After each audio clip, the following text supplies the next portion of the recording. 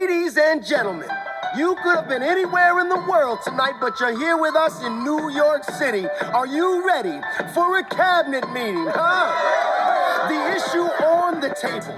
Secretary Hamilton's plan to assume state debt and establish a national bank. Secretary Jefferson, you have the floor, sir. Life, liberty, and the pursuit of happiness. We fought for these ideals, we shouldn't settle for less. These are wise words, enterprising men quote them. Don't act surprised, you guys, cause I wrote them. Ow, but Hamilton forgets. His plan would have the government assume state debts. Now place your bets as to who that benefits. The very seat of government where Hamilton sits. Not true. Oh, if the shoe fits, wear it. If New York's in debt, why should Virginia bear it? Our debts are paid, I'm afraid. Don't tax the South, cause we got it made in the shade. In Virginia, we plant seeds in the ground. We create. You just want to move our money around. This financial plan is an outrageous demand, and it's too many damn pages for any man to understand. Stand with me in the land of the free. Pray to God we never see Hamilton's candidacy. Look, when Britain taxed our tea, we got frisky. Imagine what gonna happen when you try to tax our whiskey. Thank you, Secretary Jefferson. Secretary Hamilton, your response. Thomas, that was a real nice declaration. Welcome to the present, we're running a real nation. Would you like to join us? Or stay mellow, doing whatever the hell it is you do in Monticello?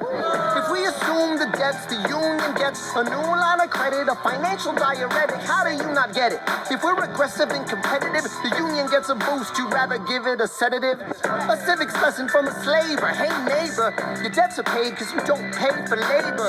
We plant seeds in the South, we create, they keep ranting. We know who's really doing the planting. And another thing, Mr. Age of Enlightenment, don't lecture me about the war. You didn't fight in it. You think I'm frightened of you, man? We almost died in the trench while you were off getting high with the French.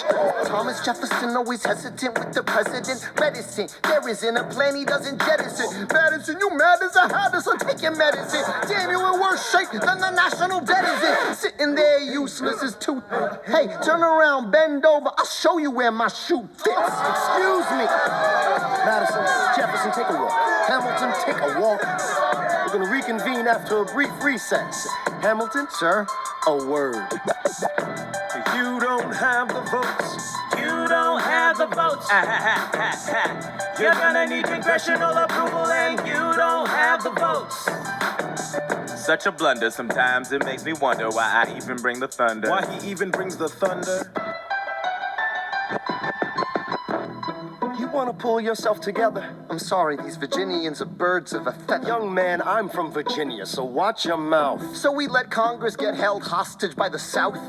You need the votes. No, we need bold strokes. We need this No, plan. you need to convince more folks. Well, James Madison won't talk to me. That's a non-starter. Winning was easy, young man. Governing's hard. They're being intransigent. You have to find a compromise. But they don't have a plan. They just hate mine. Convince them otherwise. And what happens if I don't get congressional approval? I imagine they'll call for your removal.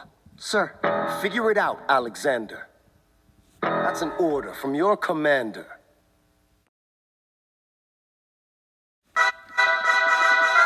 Ah, Mr. Secretary. Mr. Byrd, sir. Did you hear the news about good old General Mercer? No. You know Claremont Street? Yeah. They renamed it after him. The Mercer legacy is secure. Sure.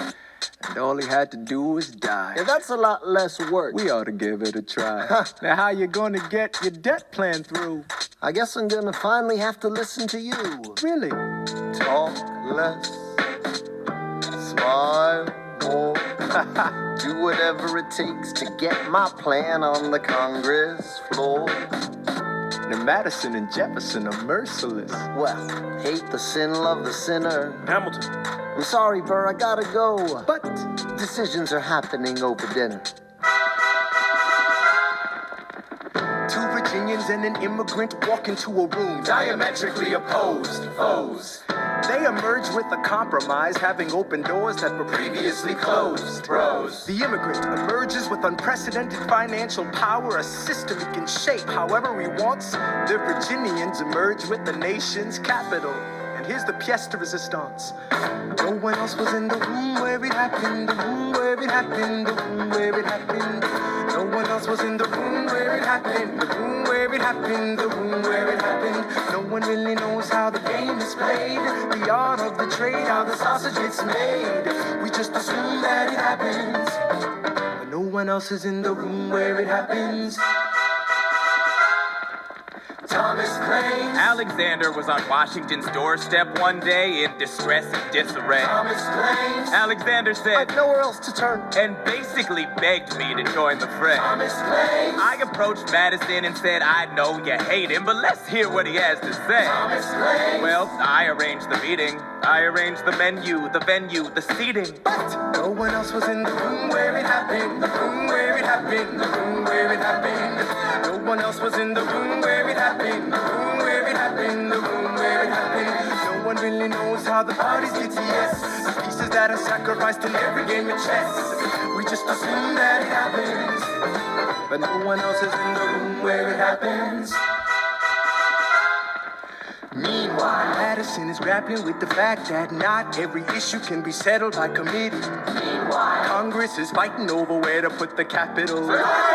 It isn't pretty. Then Jefferson approaches with the dinner and invite, and Madison responds with Virginian insight. Maybe we can solve one problem with another and win a victory for the Southerners. In other words, Ho, a quid pro quo. I suppose. Wouldn't you like to work a little closer to home? Actually, I would. Well, I propose the Potomac. And you'll provide him his votes. Well, we'll see how it goes. Let's go. No. What else was in the room where it happened? The room where it happened. The room where it happened. No one else was in the room where it happened. The room where it happened. The room where it happened. My God, in God we trust, but we never really know what got discussed. Click, boom, and it happened. And no one else is in the room where it happened. Alexander Hamilton. What did they say to you to get you to sail New York City down the river? Alexander Hamilton. Did Washington know about the dinner? Was there presidential pressure to deliver? Alexander Hamilton. Or did you know even then it doesn't matter where you put the U.S. Capitol? Cause we'll have the banks, we're in the same spot. You got more than you gave. And I wanted what I got. When you got skin in the game, you stay in the game.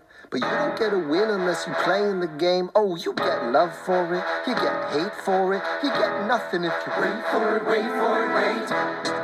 God help and forgive me. I want to build something that's gonna outlive me. What do you want, Bert? What do you want, Bert? If you stand for nothing, what do you fall for? I wanna be in the room where it happens, the room where it happens. I wanna be in the room where it happens, the room where it happens. I wanna be in the room where it happens. I wanna be in the room where it happens, the room where it happens.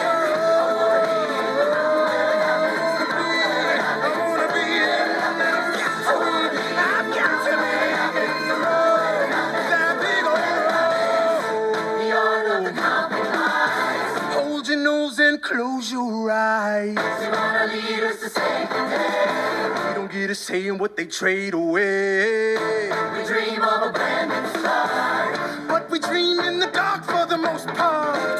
Dark as a tomb where it happens. I've got to be in the room. I've got to be where it happens. I've got to be where it happens. I've got to be in the room where it happens. I gotta be where it happens. Click, boom.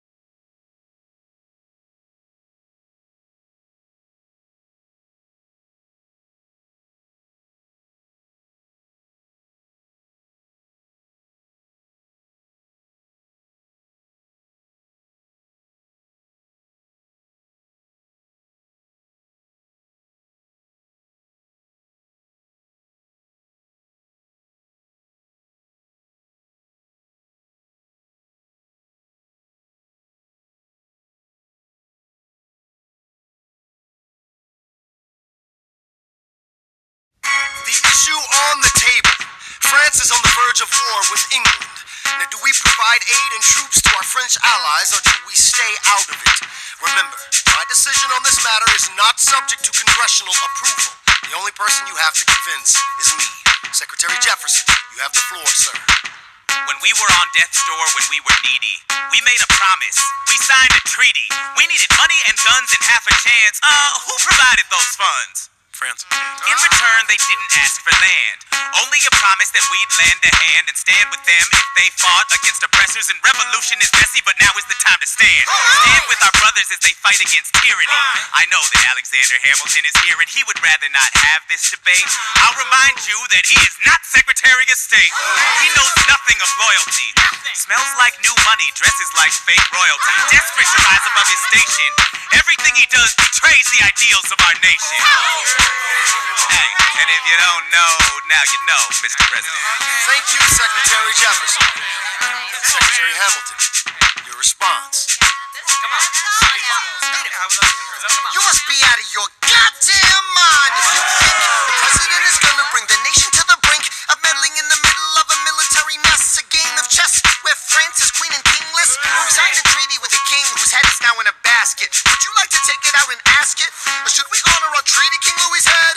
Do whatever you want. I'm super dead. Enough.